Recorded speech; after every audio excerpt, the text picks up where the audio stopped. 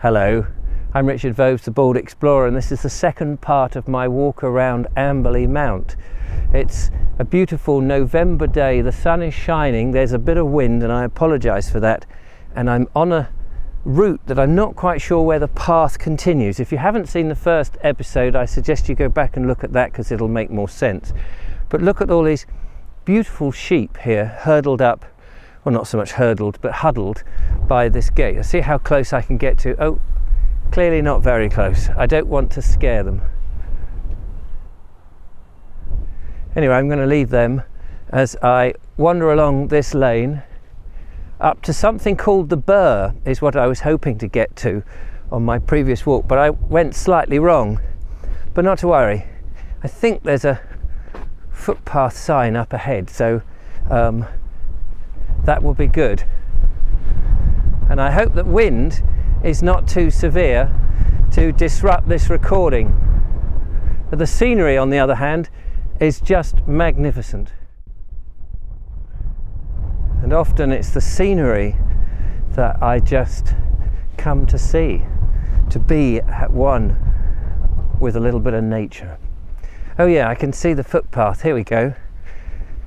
Wasn't marked from back there. You've got to do a little bit of map reading, but it looks like the route ahead is a little bit into the sunshine, I'm afraid.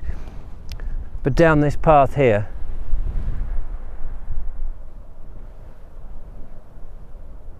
I wonder what's going on in there. I'm just passing this fence again on a guided route so that you can't just wander wherever you like on the downs. And there seems to be a tree farm of some description. At first I thought it was a vineyard, but it's not laid out in the way a vineyard is.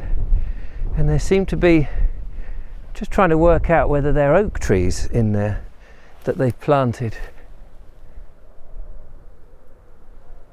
or what they are. It's very hard to see because the little plants are only, or the trees, the saplings are only just above the plastic shroud that protects them from, I guess, predators of some description. So interesting to know what it is. But I imagine if it's not a vineyard, which I'm pretty convinced it isn't, it's some form of market gardening, I guess, which it's nice to see something a little different up here on the downs. The wind is really howling round me now. I'm hoping the microphone is sufficiently protected inside my jumper. But it's wonderful to have the sun. We're coming into lockdown now. The government, in its wisdom, has decided that in order to reduce the burden on the NHS over the winter and to protect lives, it's going to lock the country down again. I'm not a great advocate of that policy, I have to say, but we have to abide the law. That is one of the advantages of having a democracy, is that we vote for our leaders and we must obey. But it doesn't mean to say that we shouldn't necessarily disagree, if you do disagree, and protest where you can lawfully. It's interesting to see what's going to happen in the next few weeks, whether these judgments are the right judgments or not. I have my own opinions. I'm not qualified to be an expert in it, but we're all, I think, as individuals, able to have an opinion and share that opinion if we so wish, and question sometimes the evidence presented. I think that's just a common sense thing to do. We could easily be persuaded that it is the right move, or further that it isn't. Whatever the situation, however, though, it is absolutely important to get out, if the sun is shining particularly, and get some vitamin D from the rays of the sun where you can. And the freedom to be able to exercise and keep oneself as fit as possible, I think, is paramount in these difficult times. And one of the things that we know is that lockdowns are not great for mental health. And one of the important things to help yourself is to get out into nature and enjoy a world of stress-free living as much as you can, because it can be very difficult during lockdown. I know this isn't going to be possible for everybody, and this is where during the lockdown, while we still have that freedom to go out and exercise, I can continue to make my videos and bring the outdoors to those who are stuck inside.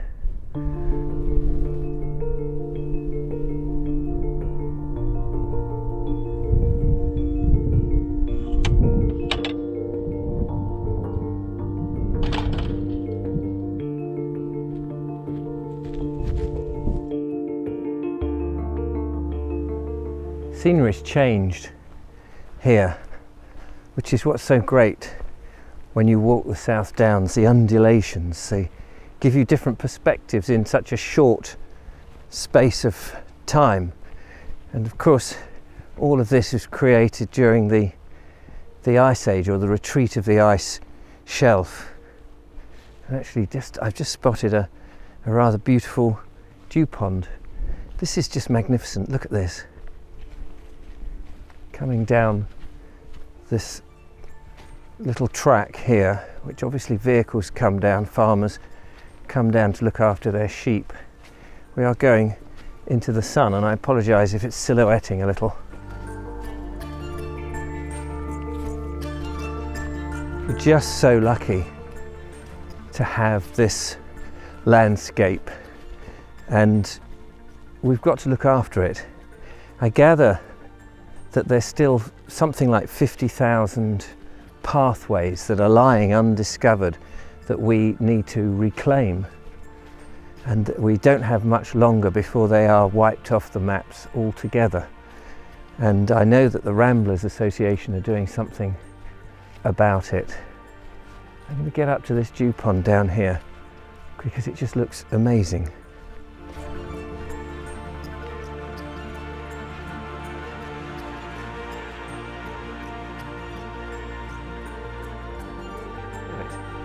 But before that, we have a valley here, like Devil's Dike, if you like, gouged out by the melting ice.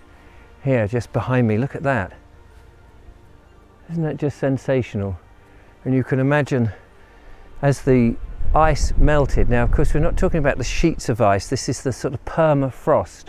All of this would have just had incredibly cold layer of permafrost as opposed to great sheets of ice. But no matter, as we warmed up, all of that would have melted and it would have gouged out a big portion of the land, taking all the alluvial, I think that's what they call it, soils, and shifting them along.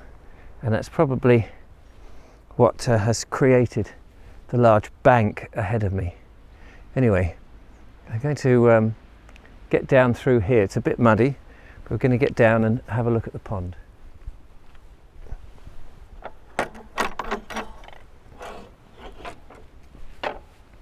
Just walking very carefully down here, very slowly, because I'm surrounded by these gorgeous sheep. Sheep are one of my favourite farm animals. They're so important, I think, in terms of history. They are what this country was built on in terms of its wealth, and they're vital, really.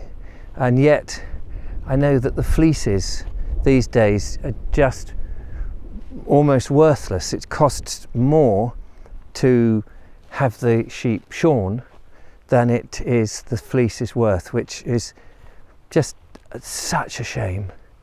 Let's have a look at the pond as we approach now.